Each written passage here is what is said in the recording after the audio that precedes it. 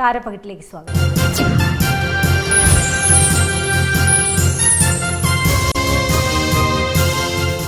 മലയാളികൾക്ക് നിരവധി കഥാപാത്രങ്ങൾ സമ്മാനിച്ച ഓൾ ടൈം ഫേവറേറ്റ് ആക്ടർ ജയസൂര്യയാണ് ഇന്ന് താരപ്പകിട്ടിൽ.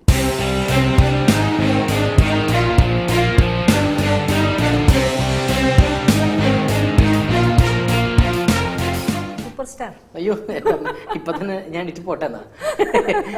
Welcome to the show.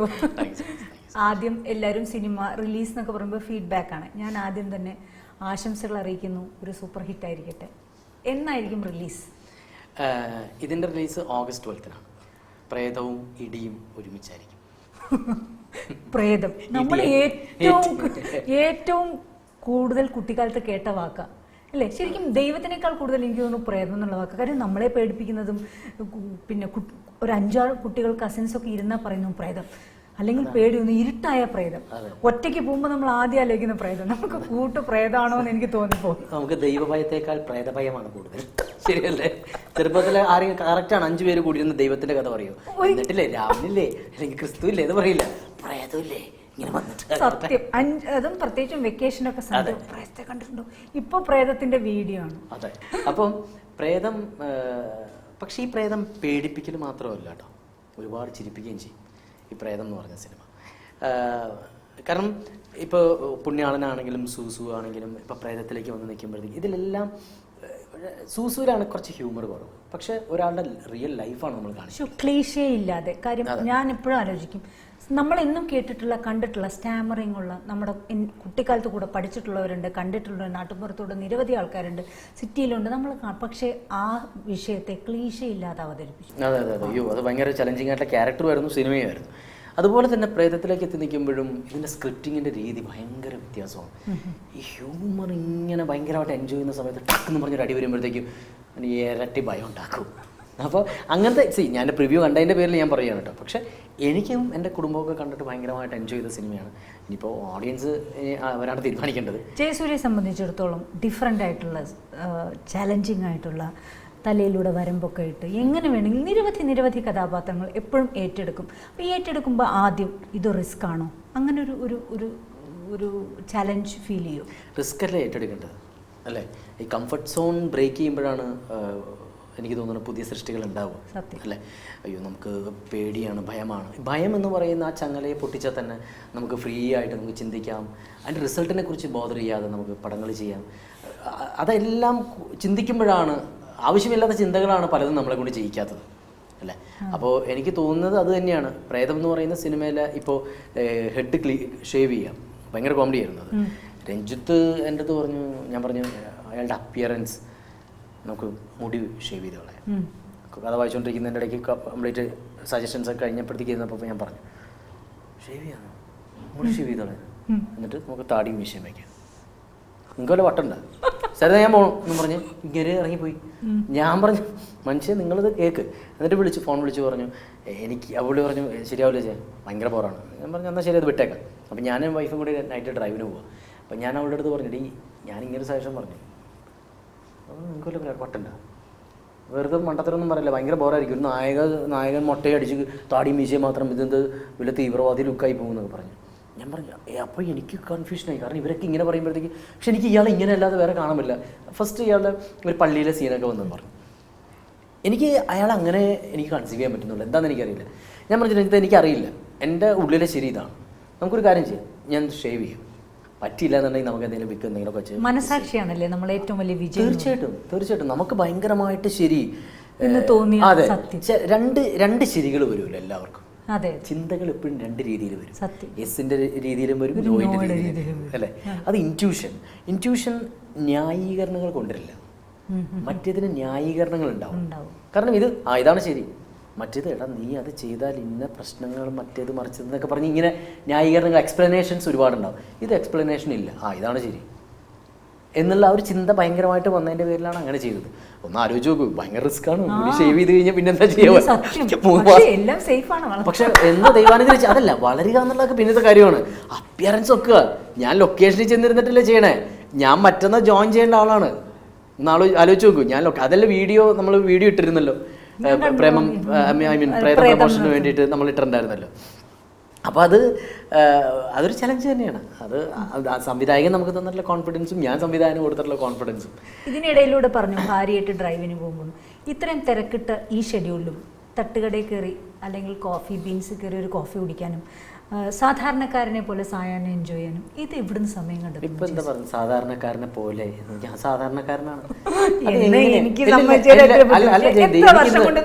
Jayanti, ഞാനൊരു കാര്യം പറയട്ടെ, നമ്മളെപ്പോഴാണ് അസാധാരണമായി പെരുമാറുന്നത് അസാധാരണക്കാരനായി എന്നുള്ള തോന്നൽ വരുമ്പോഴല്ലേ അല്ലേ?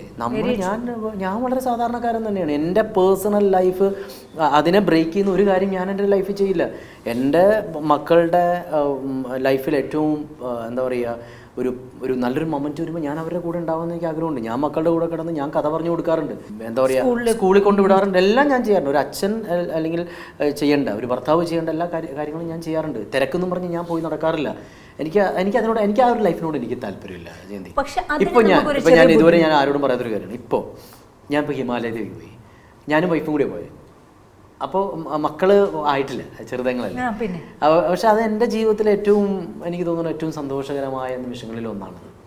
സത്യം. ലോൺലിനെസ്, ഏകാന്തം, രണ്ടുപേരും കൂടെ യാത്ര ചെയ്യാതും കുറച്ച് സാഹസികമായി സ്പിരിച്വലായി അത് ഭയങ്കര നമ്മളെ അറിയാന്നുള്ള ഒരു സംഭവം ഉണ്ടല്ലോ. എത്ര ദിവസത്തെ യാത്ര ചെയ്തു? ഒരു 7-8 ദിവസം. ഓ അത് ശരി. ഭയങ്കര രസമായിരുന്നു. അത് എല്ലാവരും ഒരിക്കൽ പോകണം. ബദ്രീനാഥിലൊക്കെ പോയി. ഇല്ല, എന്താ അറിയോ, ആ ഏരിയ ഭയങ്കര ഇതായിരുന്നു. നമ്മുടെ ഈ പറഞ്ഞ പോലെ അത് ഒരു സ്ഥലത്തേക്ക് പോകാന്ന് പറയുന്നത് അതൊരു അനുഗ്രഹം തന്നെയാണ്. അതുകൊണ്ട് നമ്മൾ ഇപ്പുറത്തെ സൈഡ് നമ്മൾ പിടിച്ചു. ഭയങ്കര രസമുള്ള ഒരു യാത്രയായിരുന്നു. ഹിമാചലാണ് നമ്മൾ. ആരോടും പറയാത്ത കാര്യം എന്നോട് പറഞ്ഞു. സത്യം കേട്ടോ, സത്യം. അത് ചിലവർ പറയാൻ തോന്നുന്നുള്ളൂ. നിങ്ങളൊക്കെ ജയന്തി നമ്മളെ കുടുംബമായിട്ട് നമുക്ക് തോന്നിയിട്ടുള്ളൂ ജയന്തി.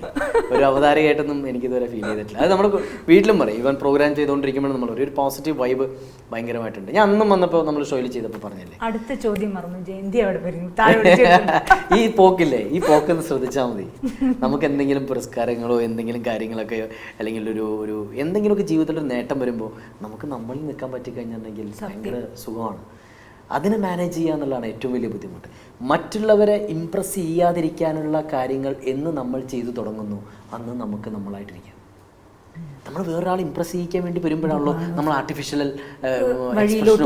ഡയലോഗ്സും എല്ലാം വരുന്നത്. എന്തിനാണ് അയാളെ ഇംപ്രസ് ചെയ്തിട്ട് എനിക്കെന്ത് കിട്ടാൻ എന്ന് പറയുന്ന ചിന്ത വന്ന ഒരു കുഴപ്പമില്ല. എത്ര ക്യാരക്ടർ ചെയ്താലും ചിലപ്പോൾ എൻ്റെ മുന്നിലിരിക്കുമ്പോൾ എനിക്ക് തോന്നും രൂപത്തിലില്ലെങ്കിലും സതീശൻ കഞ്ഞിക്കുഴിയുടെ കുസൃതികളൊക്കെ കയ്യിലുണ്ട്.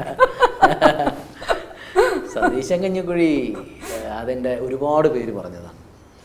അതെൻ്റെ കോളേജിൽ ഞാൻ കണ്ടിട്ടില്ല കേട്ടോ. പക്ഷേ അവരുടെ ചിന്താഗതികൾ എന്താണെന്ന് നമുക്കറിയില്ലല്ലോ. അതാ ഞാൻ വെച്ചാൽ എനിക്ക് രാഷ്ട്രീയമായിട്ടൊന്നും യാതൊരു ബന്ധമില്ലാത്ത ഒരാളാണ്. അപ്പോൾ പക്ഷെ അത് ബ്രില്യൻ്റ് ആയിട്ടുള്ള സ്ക്രിപ്റ്റ് അല്ലേ, അതുകൊണ്ട് തന്നെയാണ് അങ്ങനെ ചെയ്യാൻ പറ്റിയത്. അതിൽ നിന്നും ഞാൻ സതീശൻ കഞ്ഞിക്കുഴി ഇവിടെ എടുത്തിടാനുള്ള കാര്യം, അതിൽ നിന്നും അക്ബറിലോട്ടുള്ളൊരു യാത്ര, ആ ഒരു ട്രാൻസിഷൻ, ആ ഒരു ഡിസ്കഷൻ എങ്ങനെയായിരുന്നു? ആദ്യമായിട്ട് ഞാൻ നാദിർഷയാണെന്ന് തോന്നുന്നു എന്നോട് പറഞ്ഞു, ആദ്യം ഞാൻ ഈ സിനിമയുടെ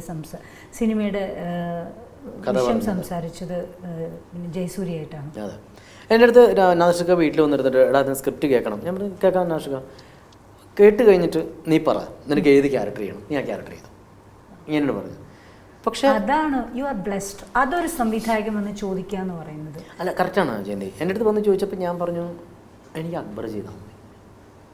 കാരണം എനിക്ക് ഹൃദയത്തിൽ സ്പർശിച്ചതും പിന്നെ ഓഫ് കോഴ്സ് കാലിന് ഒരു സുഖമില്ലാത്ത അത് റൈറ്റർ തന്നെയാണ്. ആക്ച്വലി റൈറ്ററിൻ്റെ ക്യാരക്ടറാണ് അത്.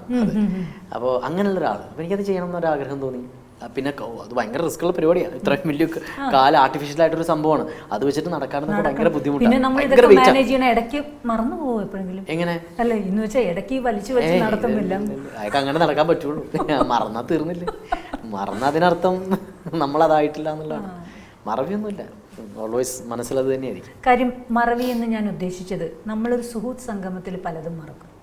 അഭ്രവാളികളിൽ നോക്കുമ്പോൾ ആ സ്ക്രീനിൽ ഇന്ദ്രജിത്തും പൃഥ്വിരാജും ജയസൂര്യയാണ്. നരേനെ നമ്മൾ മിസ് ചെയ്തു. ഞങ്ങൾ എപ്പോഴും പറയും, എനിക്കൊരു ഗ്രൂപ്പുണ്ട്, വാട്സാപ്പ് ഗ്രൂപ്പുണ്ട്, ക്ലാസ്മേറ്റ്സ് എന്നാണ് പേര്.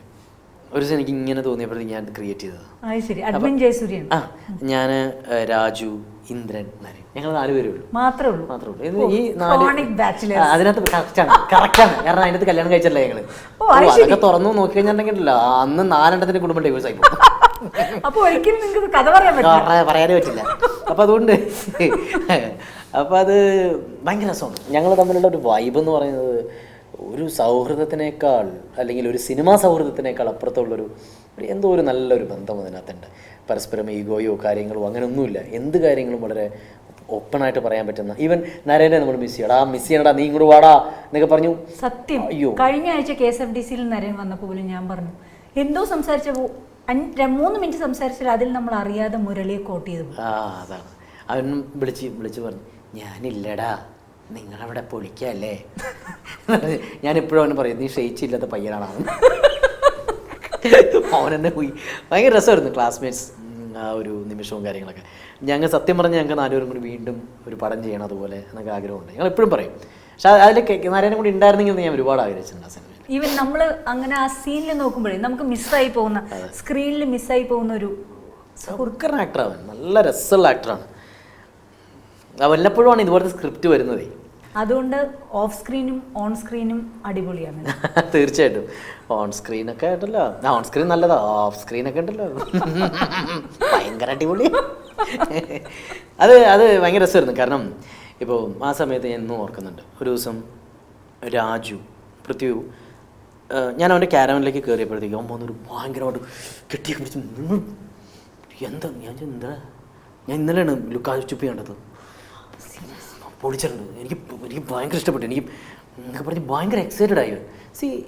എന്നിട്ട് അപ്പോൾ അവൻ്റെ വീട്ടിലെ ക്യൂവിലാണ് അവൻ കണ്ടിട്ടുള്ളത്, തിയേറ്ററിൽ പോയിട്ടല്ലേ, നമുക്ക് ഇന്ന് എൻ്റെ വീട്ടിൽ പോകണം അവൻ പറഞ്ഞ് ഞാനും എന്തരനും രാജുവും കൂടി വീണ്ടും അവൻ്റെ വീട്ടിൽ പോയിരുന്ന സിനിമ കണ്ടു. അപ്പോൾ ഒരു നല്ലത് കണ്ടാൽ അത് പറയാനുള്ള ഒരു അത്രയും ആത്മാർത്ഥമായിട്ട് പറയാനുള്ള ഒരു മനസ്സുണ്ടാകുക എന്ന് പറയുന്നത് വലിയ ക്വാളിറ്റി. എനിക്ക് ലുക്കാ ചുപ്പി സങ്കടമാണ് തരുന്നത്. കാര്യം വളരെ നല്ല ഒരു കുഞ്ഞു സിനിമ, വളരെ നല്ല സിനിമ, പക്ഷെ എന്തുകൊണ്ട് അത് എത്തേണ്ടടുത്ത് എത്തിയില്ല എന്ന് ഞാൻ എന്നും വിഷമിക്കാറുണ്ട്. ഭയങ്കര എനിക്ക് തോന്നിയൊരു കാര്യം എന്ന് വെച്ചിട്ടുണ്ടെങ്കിൽ ലുക്കാ ചുപ്പി ഈ പറഞ്ഞ മമ്മൂക്ക് എൻ്റെ അടുത്ത് കണ്ടോളൂ, എന്ത് നല്ല സിനിമയുടെ ഒരുപാട് വൃത്തിയായിട്ട ടൈറ്റിലും എന്ന് പറഞ്ഞു. സത്യമാണത്. കാരണം അതിൻ്റെ ടൈറ്റിൽ തന്നെ ആയിരിക്കും ഒരു പക്ഷേ കുഴപ്പം എന്നെനിക്ക് പിന്നീട് ആലോചിക്കുമ്പോൾ തോന്നുന്നു. മേ ബി അതാണോ റീസൺ എന്ന് എനിക്കറിയില്ല. പക്ഷെ ഇപ്പോൾ ആലോചിക്കുമ്പോൾ തോന്നുന്നു അത് മാത്രമായിരിക്കണം. കാരണം ലുക്കാ ചുപ്പി ജനങ്ങളിൽ നിന്നും കുറച്ച് വിട്ടാകുന്ന ടൈറ്റിലാണത്. എന്താണെന്ന് മനസ്സിലാവുന്നില്ല. ഒളിച്ചുകളി എന്നാണ് ടൈറ്റിൽ. എന്നാൽ പിന്നെ അതിന് ടപ്പോരായിരുന്നു ചോദിച്ചു പറഞ്ഞു. പക്ഷേ ഈവൻ അപ്പോൾ അതായത് കുറേ ഫ്രണ്ട്സ് വീണ്ടും ഒത്തുചേരുന്നതാണ് സിനിമ. അപ്പോൾ നമ്മൾ ആദ്യം 97 ബാച്ച് മഹാരാജാസ് എന്നൊക്കെ എഴുതെങ്കിൽ അത് ഭയങ്കര മലയാളികൾ എന്നും ഭയങ്കര സത്യമാണ്. അതൊക്കെ ആയിരുന്നെങ്കിൽ കുറച്ചും കൂടി നന്നായിട്ട് റീച്ച് ആയിരുന്നു. ഞാൻ തിയേറ്ററിൽ പോയി കണ്ടവിടെ, പക്ഷെ ഒരാഴ്ചയൊന്നും അത് പോയില്ല. പക്ഷെ ആ സിനിമ കണ്ടു കഴിഞ്ഞാൽ ഭഗവാനെ അത് കുറേ ദിവസങ്ങൾ ഓടേണ്ട, കുറേ ആൾക്കാർ കാണേണ്ട ഒരു സിനിമ. സത്യമാണ്. അപ്പോൾ അതെന്തോ ചില സിനിമയ്ക്ക്, പക്ഷെ അത് ഈ പറഞ്ഞ പോലെ നല്ലൊരു സിനിമയുടെ ഭാഗമാകാൻ പറ്റി. ബ്രില്യൻ്റ് ആയിട്ടുള്ള ഡയറക്ടറാണ് ബഷീർ ഖാൻ. പിന്നെ അതുപോലെ തന്നെ നജീം കോയൻ്റെ റൈറ്റർ, നല്ല ക്യാമറ വർക്ക്, നല്ല ആർട്ട്, ഭയങ്കര സെൻസിബിളായിട്ടുള്ള സിനിമയാണ്. എനിക്ക് ഈ പറഞ്ഞ പോലെ നാഷണൽ അവാർഡ് വരെ വേണ്ടി നേടിത്തന്നത് സുധിയും ലുക്കാ ചുപ്പിയും രണ്ടും എക്സ്ട്രീമായിട്ട് നിന്നതിൻ്റെ പേരിൽ തന്നെയാണ്.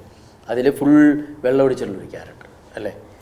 ആദ്യം മുതൽ അവസാനം വരെ കയ്യിലൊരു മദ്യക്കുപ്പിയും സിഗരറ്റുമായിട്ട് ഇങ്ങനെ ഇരിക്കുന്ന, പാതി അടഞ്ഞ മിഴിയായിട്ടിരിക്കുന്ന ഒരാൾ. പക്ഷേ അത് ഭയങ്കര രസമുള്ള ക്യാരക്ടറാണ്. അത് എൻ്റെ അടുത്ത് ശ്യാം സാർ പറഞ്ഞു. ശ്യാം സാറായിരുന്നു എൻ്റെ ഇതുണ്ടായിരുന്നത്. അപ്പോൾ ശ്യാം സാർ പറഞ്ഞു, അവർക്ക് മനസ്സിലായില്ല ജയ നീ ആണെന്ന് അവരവിടെ പറയണ്ടായി എന്ന് പറഞ്ഞു. അയ്യോ, ഞാൻ പറഞ്ഞു അത് തന്നെ ഏറ്റവും വലിയ കാര്യം എന്ന് പറയുന്നത്. തീർച്ചയായിട്ടും ഈ സ്റ്റാമറിങ് എന്ന് പറയുന്ന സംഭവം ഡബ്ബിങ് ചെയ്തപ്പോഴും ഈവൻ അഭിനയിച്ചപ്പോഴും സിംഗ് സൗണ്ട് ആയിരുന്നില്ലല്ലോ. അപ്പോൾ അഭിനയിച്ചപ്പോൾ എങ്ങനെ അത് അപ്പോൾ തന്നെ അങ്ങനെ എത്രത്തോളം അത് പ്രാക്ടീസ് ചെയ്യേണ്ട ഒരു ഗുഡ് പെർഫോമർക്ക്? എന്നാലും പ്രാക്ടീസ് ചെയ്തിട്ടേ ഇല്ല, പ്രാക്ടീസ് ചെയ്യാൻ പറ്റില്ല. അതെങ്ങനെയാണ് നമുക്ക് എനിക്കറിയില്ല കേട്ടോ അതെങ്ങനെ പ്രാക്ടീസ് ചെയ്യാമെന്ന്. കാരണം അയാളെ പൂർണ്ണമായിട്ടും ഞാനൊരു സ്റ്റാമറിങ്ങൾ ഒരാളെ പോയി നോക്കി കണ്ട് പഠിച്ച് അങ്ങനെയൊന്നും ചെയ്തിട്ടുമില്ല. കാരണം അങ്ങനെയൊക്കെ കാരണം ഓരോ വ്യക്തികൾ ഇപ്പം ഞാൻ പറയട്ടെ, ഇത്ര ലെങ്ത് വെച്ചാൽ ചിലപ്പോൾ സിനിമയ്ക്ക് ലാഗായി പോകും. അപ്പോൾ സിനിമയുടെ ലാഗ് നമ്മൾ നോക്കണം, അത് കണക്കാക്കണം. വിക്ക് ഒരുപോലെ ആവരുത്. ആദ്യം മുതൽ അവസാനം വരെ ഇയാൾ വിക്കിയിരിക്കുന്ന ഒരേ രീതിയിലാണെങ്കിൽ എന്ത് ചേഞ്ച് ഉണ്ടാവുക? അപ്പം അത് നോട്ടീസ് ചെയ്യണം. ഇയാൾ വീട്ടിൽ സംസാരിക്കുമ്പോൾ വിക്കില്ല, അയാൾ ഫ്രണ്ട്സിൻ്റെ അടുത്ത് സംസാരിക്കുന്നത് വേറൊരു തരത്തിലാണ്. പരിചയമില്ലാത്ത സ്ഥലത്ത് വരുമ്പോഴത്തേക്ക് ഇയാൾ ഇതൊക്കെ വലിഞ്ഞാകെ ഇതായി പോകും. അപ്പോൾ എക്സൈറ്റഡ് ആകുമ്പോൾ വേറൊരു തരത്തിലാണ്. ഇയാൾ വിഷമിക്കുമ്പോൾ, ഇയാൾ സങ്കടപ്പെടുമ്പോൾ, ഇയാൾ നടത്തം ഒരു ഓരം ചേർന്നാണ് ഇയാൾ നടക്കുന്നത്. അപ്പോൾ എല്ലാം അങ്ങനെ വന്ന് ചേർന്നിട്ടുള്ളൊരു സിനിമയാണ് സുധി. സബ്ജക്റ്റ് വിട്ട് നമ്മൾ പ്രേതം പിടിക്കാൻ വരും. ലൊക്കേഷൻ എവിടെയായിരുന്നു? ഏതിന്റെ? അല്ല, നമ്മൾ പ്രേതം. അതെ സത്യം. ബാക്കിയുള്ള കാര്യത്തിലേക്ക് പോയി. പ്രേതം ലൊക്കേഷൻ നമ്മുടെ ചെറായിലാണ്. ഭയങ്കര രസകരമായ സ്ഥലം ആണ് ചെറായി. ഭയങ്കര ബീച്ചും കാര്യങ്ങളും. ആ സിനിമ കണ്ടു കഴിഞ്ഞിട്ടുണ്ടെങ്കിൽ ചെറായിലേക്ക് തിരക്കൂടും എന്നുള്ള കാര്യം ഉറപ്പാണ്. അതെ, ചില സിനിമകളാണ് അടുത്ത സിനിമയ്ക്കും ഈ ലൊക്കേഷൻ ഇനി എക്സ്പ്ലോർ ചെയ്യാനുണ്ടെന്ന് കാണിച്ചു കൊടുക്കുന്ന സിനിമ. അതെ, ആ സിനിമ കണ്ടു കഴിയുമ്പോഴത്തേക്കും മനസ്സിലാവും എത്രമാത്രം ഈ ലൊക്കേഷൻ ഈ സിനിമയെ സപ്പോർട്ട് ചെയ്യുന്നുണ്ട്. അതിൻ്റെ സൗണ്ടിങ്ങും കാര്യങ്ങളും. ഈ സൗണ്ടിങ്ങിൻ്റെ കാര്യം പറഞ്ഞപ്പോഴത്തേക്കും ഞാൻ പറഞ്ഞില്ലേ, ഡൽഹിയിൽ നാഷണൽ അവാർഡിന് വേണ്ടി പോയപ്പോഴാണ് ജസ്റ്റിൻ എന്ന് പറഞ്ഞ ഒരാളെ പരിചയപ്പെടുന്നത്. ബാഹുബലി അല്ലെങ്കിൽ അങ്ങനത്തെ ഭയങ്കര വലിയ സിനിമകൾ ചെയ്തിട്ടുള്ള കക്ഷിയാണ്. മിക്സിംഗ് ഒക്കെ ചെയ്ത് അവാർഡ് വിന്നറാണ്. അപ്പോൾ ഞാൻ ചോദിച്ചു, തൃശ്ശൂർക്കാരനാണ്, ഭയങ്കര അതായത് ഞാൻ വിചാരിച്ചു ഇവരൊക്കെ കൊടുക്കുന്ന ചാടയായിരിക്കും, ഹിന്ദി സിനിമയൊക്കെ അല്ലേ ചെയ്യണം, അതായത് ലിഫ്റ്റ്, മറ്റേത് എന്താ ബാഹുബലി,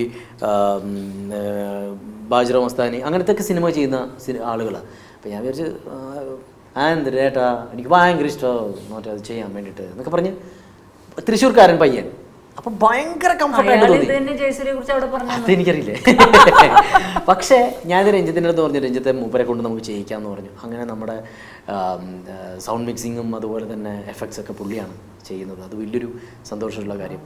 ഈ ചെയ്യുന്ന വ്യക്തിയാണ് നമ്മുടെ DI ചെയ്യുന്നത്, കളർ കറക്ഷനൊക്കെ ചെയ്യുന്നത് മൂപ്പരാണ്. അപ്പോൾ അത് വലിയ അഭിമാനിക്കാവുന്ന ഒരു കാര്യമല്ലേ, നമ്മുടെ ഒരു കൊച്ചു സിനിമയിലേക്ക് ഇവരെയൊക്കെ നമുക്ക് എത്തിക്കാൻ പറ്റിയെന്നുള്ളത്. ഒരു ഹാട്രിക് വിജയമായിരിക്കട്ടെ. അയ്യോ, അതൊന്നും എനിക്കറിയില്ല ജയന്തി, ഹാട്രിക് വിജയമാകുമോ എന്താണെന്നുള്ള കാര്യം. 3ാമത്തെ സിനിമയാണ് രഞ്ജിത്ത് ചന്ദ്രമായിട്ട്. ആവട്ടെ, ഒന്നും അറിയില്ല, ആവുമായിരിക്കും, എനിക്കറിയില്ല. പക്ഷേ എന്നാണ് ഇതിൻ്റെ കഥ ആദ്യമായിട്ട് സംവിധായകൻ എന്ന് പറഞ്ഞത്? എന്നാണ്? എൻ്റെ അടുത്ത് കുറേ നാൾ മുമ്പ് ഈ സൂത് കഴിഞ്ഞാൽ പിന്നെ ഇനിയിപ്പോൾ എന്തായാലും ഒരു വർഷം കഴിഞ്ഞിട്ടൊക്കെ അടുത്ത സിനിമ ചെയ്യുള്ളൂ, അങ്ങനെ വേറെ സിനിമ ചെയ്യാൻ വേണ്ടി ഇപ്പോൾ. അല്ലാതെ ഇപ്പോൾ പുണ്യാളം കഴിഞ്ഞാൽ അടുത്ത നമ്മുടെ സിനിമ, അങ്ങനെ ഒരു പ്ലാനേ ഇല്ല. ഈവൻ സൂസു കഴിഞ്ഞപ്പോഴും നമ്മളെന്തെങ്കിലും പുണ്യാളന ഗർഭത്തിൻ്റെ സെക്കൻഡ് പാർട്ട് ചെയ്യുന്നൊരു പ്ലാൻ ഉണ്ടായിരുന്നു. അത് നമുക്ക് ചിലപ്പോൾ എപ്പോഴെങ്കിലും ആയിരിക്കും, എനിക്കറിയില്ല. സൂസു കഴിഞ്ഞപ്പോഴത്തേക്കും പുള്ളി ഒരു സമയം എവിടെയുണ്ട്, ഞാൻ വീട്ടിലുണ്ട്, ഒരു തോട്ടം ഞാൻ പറയാം. അപ്പോൾ അങ്ങനെ വീട്ടിലൊന്ന് കഥ പറഞ്ഞപ്പോഴത്തേക്കും നമുക്കിത് പ്രൊഡ്യൂസ് ചെയ്യാം. ഞാനില്ലെന്ന് പറഞ്ഞു, ഞാനില്ല, എനിക്കിഷ്ടപ്പെട്ടില്ല എന്ന് പറഞ്ഞു. എനിക്ക് ഫുൾ കഥയൊക്കെ പറഞ്ഞു. ഞാൻ പറഞ്ഞു എനിക്കത് വർക്കൗട്ടായിട്ട് തോന്നുന്നില്ല, നമുക്ക് വേറെ പിടിക്കാമെന്ന് പറഞ്ഞു. പക്ഷേ അങ്ങേര് ആ സാധനം ഇരുന്ന് റീവർക്ക് ചെയ്തിട്ടൊരു ഗംഭീര ഐറ്റമായിട്ട് വന്നു. ഞാൻ പറഞ്ഞു ഇത് നമുക്ക് ചെയ്യാം, ഇത് ഓക്കെയാണ് എന്ന് പറഞ്ഞിട്ട് അങ്ങനെയാണ് നമ്മൾ ആ സിനിമയിലേക്ക് എത്തുന്നത്. പിന്നെ എന്തറിയോ, ഇത് ഭയങ്കര ഹെൽത്തി നല്ലൊരു മെസ്സേജാണ്. എന്താണ് വൺ ലൈൻ, അതിന്റെ ഒരു ത്രെഡ് എന്താണ്? ആരോടും പറയാത്ത കാര്യങ്ങളൊക്കെ ചോദിച്ച് മനസ്സിലാക്കി ആളുകളെ തിയേറ്ററിൽ നിന്ന് കുറയ്പ്പിക്കുമല്ലേ. അതെന്താണ്, ഏതാണ്, എങ്ങനെയാണ് ശേഷം തിയേറ്ററിൽ. മെന്റലിസ്റ്റ് അധികം കേട്ടുള്ള പേരാണോ? മെന്റലിസ്റ്റ് എന്ന് പറയുന്ന ഒരു പ്രയോഗം കേട്ടിട്ടുണ്ട് നമ്മൾ. ഒരാളെ അല്ലേ മെന്റർ, നമുക്കൊരു മെന്റർ ഉണ്ട് എന്ന് പറയുന്നത് പോലെ മെന്റലുണ്ട് നമുക്ക് എന്ന് പറയുന്ന പോലെ മെന്റലിസ്റ്റ് എന്ന് പറഞ്ഞിട്ടുണ്ടെങ്കിൽ he can read your mind. അത് പറയാറുണ്ട്, I can read your mind. നമ്മൾ ഒരാളെ കാണുമ്പോൾ പറയാം എങ്ങനെ അയാളുടെ തോട്ട്. ഇപ്പം അത് നമ്മൾ സിറ്റുവേഷനിലായി പറയാം. ഇപ്പം ഞാൻ ജയസൂര്യക്ക് വേണ്ടി പെട്ടെന്നൊരു കോഫി ഓർഡർ ചെയ്തു. Jayasurya yes I can read your mind. അതല്ല, അതൊന്ന് അതിനേക്കാൾ ഉപരി ജയന്തിയോട് പറയാണ് ഇഷ്ടമുള്ള ഒരാളുടെ പേര്. മേ ബി നിങ്ങളുടെ പഴയ ലവറായിരിക്കാം, ആരുമാ, ഒരുപാട് ഒരുപാട് പറയേണ്ടി വരും അല്ലേ. അത് പോട്ടെ, അത് എനിക്കാണെങ്കിൽ ഒരു എപ്പിസോഡൊന്നും തികയാതെ വരും. അപ്പം എന്തെങ്കിലും അങ്ങനെ ഒരാളുടെ പേര് മനസ്സിലാലോചിക്കുക. ഇഷ്ടമുള്ള ഒരാളുടെ പേര് അല്ലെങ്കിൽ ഫ്ലവർ എന്തെങ്കിലും അളിങ്ങനെ നോക്കിയിട്ട് അത് പറയുക. മനസ്സിലായില്ലേ? അത് ഇതിലെ ഒരു ചെറിയ ഘടകം മാത്രമാണ്. ഇതുപോലെ ഇപ്പോൾ ഒരു 1000-ന്റെ നോട്ട് എടുത്തിട്ട് ഇവിടെ താഴെ ഇട്ടിട്ട് നമ്മൾ രണ്ടുപേരും നോക്കി നിൽക്കുക, ഇങ്ങനെ അയാൾക്ക് എടുക്കാൻ പറ്റും, ഇയാളുടെ കയ്യിലേക്ക് വരും. അതാ ഞാൻ പറഞ്ഞു, ഒരു 1000-ഓളം സാധനമുള്ള 1-2 സംഭവമല്ലേ നമുക്ക് ഇതിൽ കാണിക്കാൻ പറ്റുള്ളൂ. സത്യം അല്ലേ? ഇപ്പോൾ ഇയാൾ പറയാണ് ഈ ചെയർ സുഖമായിട്ട് എടുക്കാം, ഇതൊരു 500 കിലോയുള്ള ചെയറാണ്, ജയന്തിക്ക് എടുക്കാൻ പറ്റില്ല. You can do that. അല്ല, എടുക്കാൻ പറ്റില്ല, അതങ്ങനെയാണ്. ഇത് എൻ്റെ ഫ്രണ്ട് ഉണ്ട് ആദി, അതുകൊണ്ടാണ് ഞാൻ ഇത് ക്ലിയർ ആയിട്ട് പറയണേ. യൂട്യൂബിൽ ചെക്ക് ചെയ്താൽ അറിയാം. ചുമ്മാ മെന്റലിസ്റ്റ് എന്ന് പറഞ്ഞു കൊടുത്താൽ തന്നെ നിങ്ങൾക്ക് അതിൻ്റെ ഒരു പിടി സാധനങ്ങൾ വരും, നമ്മളെ കിളി പറന്നു പോകും. ഒരു 1000 പേജിലുള്ള ഒരു ഫിക്ഷൻ, ഒരു കഥ ബുക്ക് അങ്ങോട്ട് തരികയാണ്. ഇഷ്ടമുള്ള വേർഡ് ആലോചിക്കാൻ പറയുന്നു. ഇപ്പോൾ എന്താ പറയുക, ക്ലിപ്റ്റോമാനിയ എന്ന് പറഞ്ഞൊരു വേർഡ് എന്തെങ്കിലും ആലോചിച്ചു. ഇയാളിങ്ങനെ നോക്കിയിട്ട് ആ വേർഡ് പറഞ്ഞാൽ എന്താണ് സത്യം, നമ്മൾ പ്രാന്തായി പോയില്ല, നമുക്ക് നമ്മുടെ കോൺഫിഡൻസ് മുഴുവൻ പോയില്ലേ. ATM നമ്പർ പറയും. My god. ലോകത്താർക്ക് പറയും ATM നമ്പർ. അത് പറയും. അതാണ് ഞാൻ പറഞ്ഞത്, മെൻ്റലിസം എന്ന് പറയുന്നത് ഭയങ്കര ഒരു തലമാണ്. 3-4 സെക്കൻഡ് കൊണ്ട് ഹിപ്നോട്ടിസം ചെയ്ത് കളയും. ഭയങ്കര സംഭവമാണ്. എൻ്റെ ഒക്കെ വൈഫിനൊക്കെ ചെയ്ത് ഞാൻ ഞെട്ടിപ്പോയി. ഇംഗ്ലീഷ് വേർഡ് കൊടുത്തിട്ട് അവള് ജപ്പാനീസ് വാക്കായിട്ടാണ് വായിച്ചത്. അതങ്ങനെയാണ്. ഭയങ്കര സംഭവങ്ങളുള്ള ഒരു സംഭവമാണ്. അപ്പോൾ എൻ്റെ ഫ്രണ്ട് ഉണ്ട് ആദി, പുള്ളിയാണ് ഇതിൻ്റെ റെഫറൻസ്. ഇതിൻ്റെ കുറച്ച് ട്രിക്സും കാര്യങ്ങളും ഇതെല്ലാം നമുക്ക് റെഫറൻസ് തന്നിട്ടുള്ളത് ആദിയാണ്. ആദിയിൽ നിന്നാണ് ഞാൻ കുറേ കാര്യങ്ങൾ, ഇതിൻ്റെ അകത്തൊരു കോയിൻ കറക്കുന്നൊരു സാധനമൊക്കെ ഉണ്ട്. ഒരു ഏകദേശം 1-2 ആഴ്ച പ്രാക്ടീസ് ചെയ്തിട്ട് അത് തന്നെ കിട്ടി. അതൊക്കെ അവൻ്റെ നിന്ന് ഞാൻ അടിച്ചു മാറ്റിയതാണ്. അതുകൊണ്ട് ഞാനിപ്പോൾ ആലോചിക്കുന്നത്, എൻ്റെ ജീവിതത്തിൽ ഏറ്റവും വലിയ സന്തോഷം ഞാൻ കണ്ടെത്തുന്നത്, ഞാൻ മക്കളെ 2 പേരും അപ്പുറത്തും കിടത്തിയിട്ട് ഒരു കഥ പറഞ്ഞു കൊടുക്കുമ്പോഴത്തേക്ക് കിട്ടുന്ന ഒരു സുഖമുണ്ട്. എൻ്റെ ജീവിതത്തിൽ അത് ഉണ്ടായിട്ടില്ല. അപ്പോൾ അതെൻ്റെ മക്കൾക്കെങ്കിലും അത് ഉണ്ടാവണം എന്ന് പറയുന്നൊരു ആഗ്രഹമുണ്ട്.